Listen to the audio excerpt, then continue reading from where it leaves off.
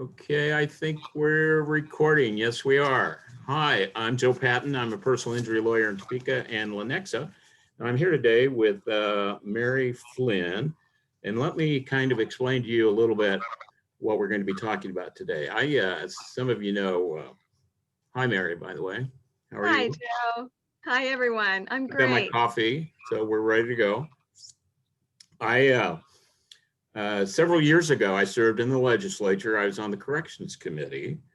And one of my frustrations in the legislature was the fact that people had pretty much given up on rehabilitation of folks who were in the correction facilities. The professionals would wink and nod and say, well, you know, that was a nice idea Carl Menninger had years ago, but, you know, we really don't do that. We're just warehousing them. And it was very frustrating. And now everyone's concerned about crime, rising crime, riots in the streets, and issues involving crime. And then I heard about Mary Flynn and what she's doing. And I was thinking, you know, folks need to hear about this because this is just fascinating what you're doing, working with folks who have in the correction facilities. So Mary is a graduate from Manhattan Christian College, right? Yes. And you had an emphasis on counseling. You're also working with Vallejo. You're kind of bivocational. Hmm. Um, and also a Master of Arts in Theology at Fuller Theological Seminary. That's Yeah. pretty Yeah. impressive. Did you know I actually was admitted to Fuller Theological Seminary at one point in time? Really? Yeah, it was when I was having a midlife crisis. I decided that wasn't a good enough reason to become a minister, so I passed, stayed in the law. My clients think that's a little bit better. I sure get Okay, you started or involved with or something called TUMI Topeka. So tell us what that is. I'd love to. I'm so grateful for this chance. And I can get started talking about TUMI and then not get stopped. So we'll keep it brief and then people can contact us if they want more information. But Sure.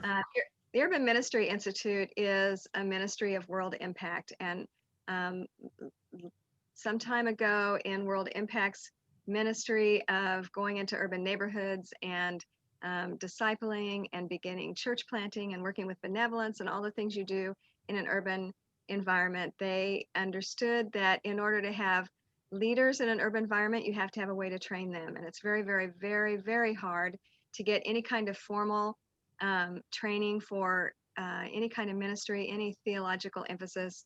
Really formal higher level education in the city is a challenge from every perspective. And so they developed the Urban Ministry Institute, which is a seminary level leadership development program for people who don't have access to some of our fine traditional schools or don't want to, for some reason, choose those. And that program began to be an association of satellites so that it's reproducible, it's kind of turnkey. Others can pick up the program and the standards. We're pretty highly self sort of internally accredited among ourselves, and we can be a satellite of the program. So almost 10 years ago, we had some missionaries visit our church who were World Impact missionaries, and I went to their website to explore their work and saw this little tab that said TUMI and was just literally compelled to click on it. And when I clicked on it and saw that what they were doing was offering seminary level education to people who live in very challenged neighborhoods right there within the urban church, and that any pastor or leader could use this program to train their own people, there was a connection in my heart because I do love the concepts and ideas of being able to train together in cohorts and train strong and train in community. So So it's a that's what came. hmm seminary level training. So that's pretty high level training. Mm-hmm. And how is that connecting with folks who are in the correction Yeah. facility?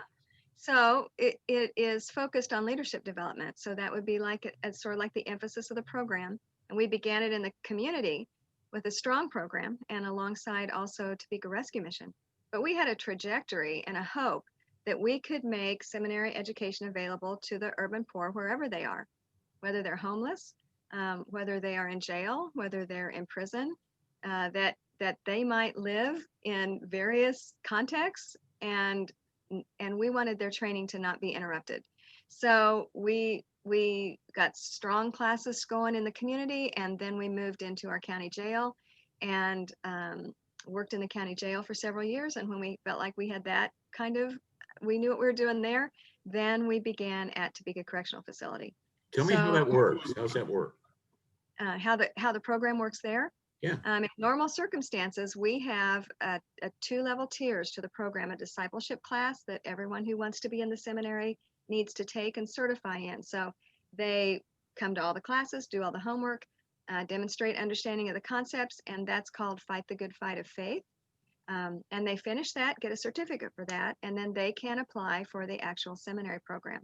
So we have usually 3 or 4 classes running of Fight the Good Fight and 3 classes running of the seminary program. So we have classes in each one of the security levels: minimum, medium, and maximum. Now, when I think of folks who may be guests at our correction facilities, I don't think of them in terms of people that might be interested in going to seminary. How many people are actually interested that's participating?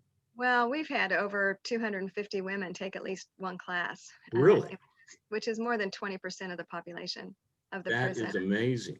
Yeah, and when we average about 100 students a quarter, which is more than 10%. There are between 900 and 990 women at Topeka Correctional Facility, usually at any time.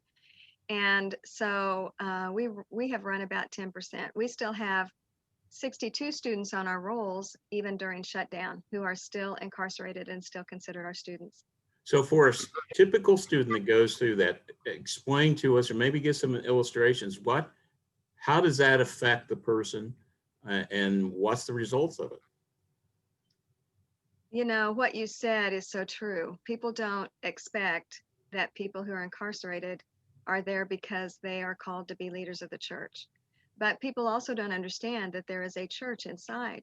And so these 900 and some women live in community while they're incarcerated, some of them their entire lives, and many for long periods of time. They have children and families at home. They are women who are living lives during incarceration. And where there are people, there is church. God always leaves a witness for himself. His church is not bound by walls or circumstances. And so we have found some of the strongest believers to be people who are incarcerated. They've been through hard things. They understand the human condition. They understand their part in the human condition, and they are hungry to know the story. And they are the ones who live and serve in hard contexts where the story needs to be shared. So you would be surprised. It's very compelling to work with these students who are so hungry and so diligent. So they come to class every week for 2.5 hours. We have video instruction from the World Impact TUMI organization. Dr. Don Davis is the video instructor. We all mentor the students through the program. Our job is to help them be successful. And then we add our own flavor of teaching to the process as we go. There are 5 of us right now that lead in the prison and support teams in the community. So they come to class every week. They have a very significant amount of homework. It is seminary level, college level work. They'll write a full paper. They'll memorize several passages. They'll read 3 additional books, and they will take part in cohort conversations every week with those who are in their class. So we move them through just like they would move through a typical seminary program, with the exception of the fact that we don't teach the Hebrew and Greek languages in our program. So what is the plan if someone goes through that class after they leave the correction facility? Yeah, there are actually 16 modules, so it's a 4-year program. So they'll go through all 16 classes if they choose, and they'll receive a certificate in biblical leadership studies. And you know, and it's kind of funny how you talk about it, but a seminary certificate, diploma, degree, whatever the school calls it, is really considered a terminal program. That's what you need to do what you need to do in that context. So anything they want to do to serve the Lord, they are qualified because they have a strong understanding of the story of God, the grand narrative of Orthodox theology and how it's traced down through the centuries and how that can apply to the urban context. So they are well armed and ready to literally change the hearts of their cities. And then we have a growing number of private schools who accept our internal credits into their program so that students can continue on if they want to and focus more on marketplace skills. They will still be poor and they will still be formally incarcerated when they finished, and they will still need to eat and have electricity. So there's growing partnership between seminary and marketplace and seminary and business people, seminary and housing.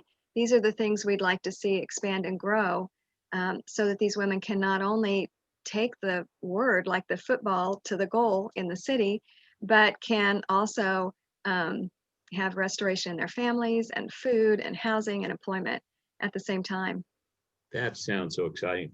Now you have an event coming up. Tell us a little bit about that.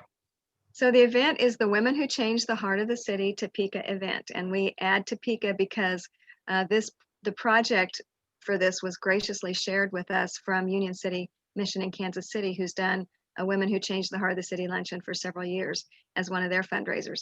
It's based on a delightful book by Dolores Berger that is out of print, but that I would recommend people try to get their hands on, who talk about women who have led in the rescue movement over the centuries. And kind of the one of the things that's important to this event is that women have been instrumental in missions, in benevolence, in incarceration ministries, in rescue ministry, all through time.